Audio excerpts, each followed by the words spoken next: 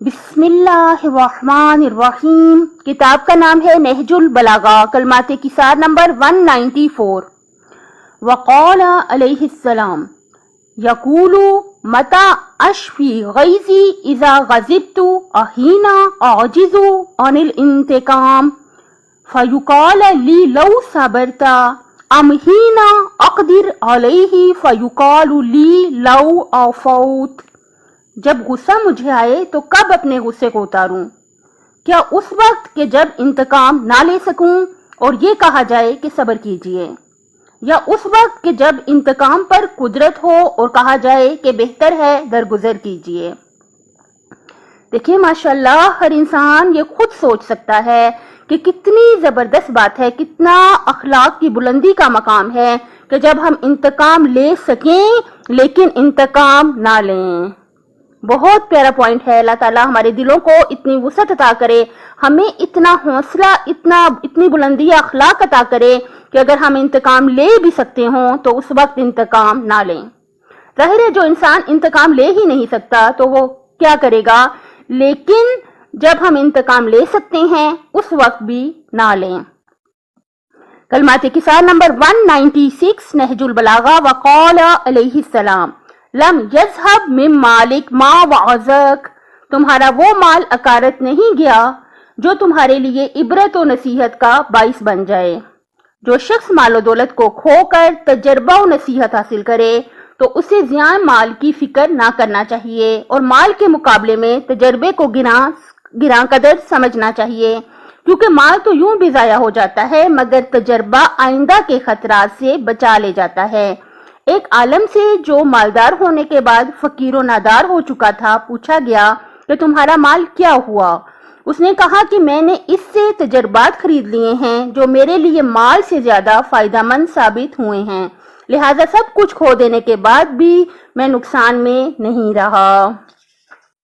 مال دنیا تو آپ بہت بہتر جانتے ہیں کہ آنی جانی چیز ہے، لیکن اگر اسے ہم کوئی سبق حاصل کر لیں تو کوئی نقصان نہیں ہوا۔ نہج البلاغہ کلمات کسار نمبر 201۔ وقال علیہ السلام انا مع کل انسان ملکین یحفظان فاذا جاء القدر خلیا بینہ وبینہ وان الاجل جنۃ حسینہ۔ ہر انسان کے ساتھ دو فرشتے ہوتے ہیں جو اس کی حفاظت کرتے ہیں، اور جب موت کا وقت آتا ہے تو وہ اس کے اور موت کے درمیان سے ہٹ جاتے ہیں، اور بے شک انسان کی مقرر عمر اس کے لیے ایک مضبوط سپر ہے۔ ایک اور جگہ میں نے مولا علی کا فرمان پڑھا تھا کہ موت زندگی کی محافظ ہے۔ یعنی کیا مطلب یہ کہ جب تک کہ ہماری موت کا مقرر وقت آ نہ جائے اس وقت تک انسان فوت نہیں ہو سکتا، انسان اس دنیا سے جا نہیں سکتا جب تک کہ اس کا مقرر وقت آ نہ جائے۔ آپ نے دیکھا ہوگا ہاسپٹلز میں اس کی بہت ساری مثالیں ہیں کہ لوگ کوما میں بھی ہیں، کتنے لوگوں کو آکسیجن بھی لگی ہوئی ہے، کتنے لوگ ایسے ہیں جو کہ کتنے سال جو ہیں بستر پر گزار دیتے ہیں، لیکن اگر ان کی موت نہیں آئی ہوتی تو نہیں آئی ہوتی۔ جب بھی مقرر وقت آتا ہے اسی وقت انسان اس دنیا سے جاتا ہے۔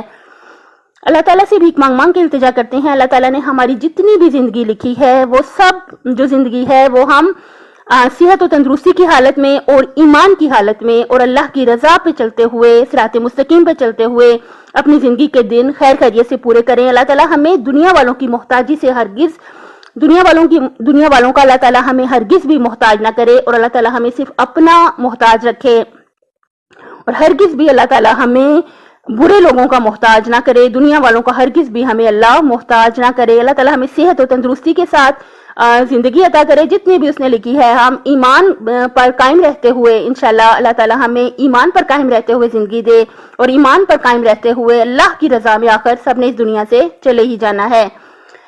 آپ سے گزارش ہے کہ میرے چینل کو سبسکرائب کر دیں، انشاءاللہ کہ ہم قرآن و سنت کی روشنی میں سب مل کے اپنی دنیا و آخرت بخیر کر لیں گے۔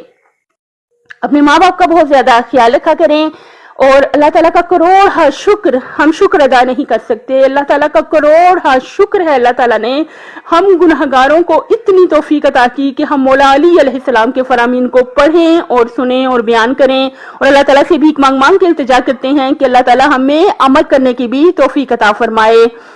اس شعر پہ ختم کرتی ہوں۔ یہ اوج پایا کہاں سے میرے مقدر نے، قبول کر لیا مجھ کو فرامین حیدر نے۔ اللہ حافظ۔